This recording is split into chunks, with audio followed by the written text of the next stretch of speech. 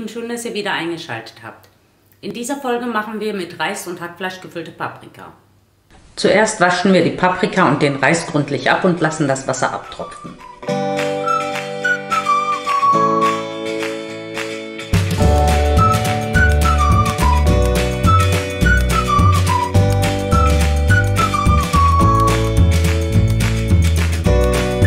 Für die Füllung würfeln wir schon mal eine Zwiebel und schneiden 2 bis 3 Stängel Petersilie in feine Streifen.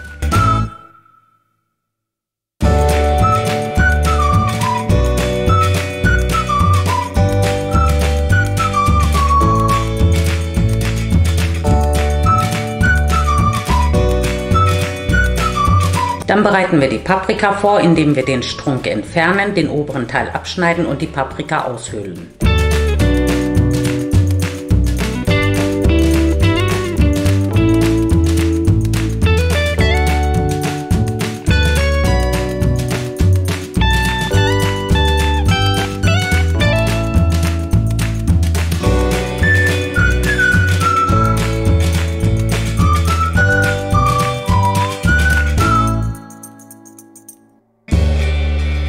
Die Deckel schneide ich hier in feine Würfel und gebe sie in die Füllung.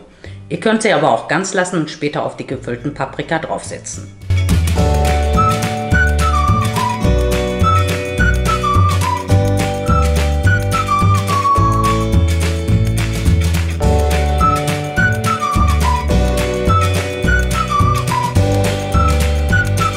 Für 5 mittelgroße Paprika vermengen wir 400 Gramm Hackfleisch, 90 Gramm Reis, die Zwiebelwürfel, die Petersilie und die Paprikawürfel in einer Schüssel und würzen das Ganze nach Geschmack. Ich nehme hier einen Teelöffel Salz, einen halben Teelöffel Pfeffer, einen Teelöffel Paprikapulver, eine zerdrückte Knoblauchzehe, einen Teelöffel getrocknete Minze, 3 Esslöffel Olivenöl und 1 Esslöffel Tomatenmark.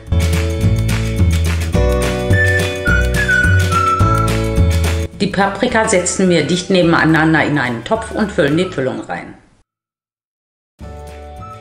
Auf keinen Fall sollte die Füllung zu fest angedrückt werden, weil der Reis sein Volumen ja noch vergrößert und ansonsten nicht richtig gar wird.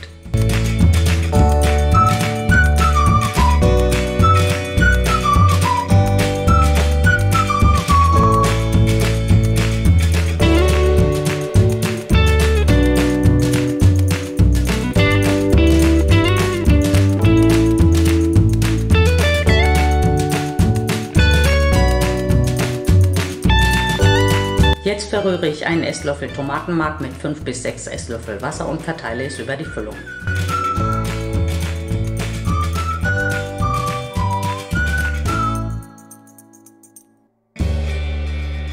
Den Topf fülle ich bis zur Hälfte mit Wasser. Wer möchte, kann aber auch Brühe verwenden. Die Paprika lassen wir nun mit Deckel bei schwacher Hitze 50 bis 60 Minuten garen. Zum Schluss geben wir etwas Käse auf die Paprika und backen den Käse im Ofen goldbraun.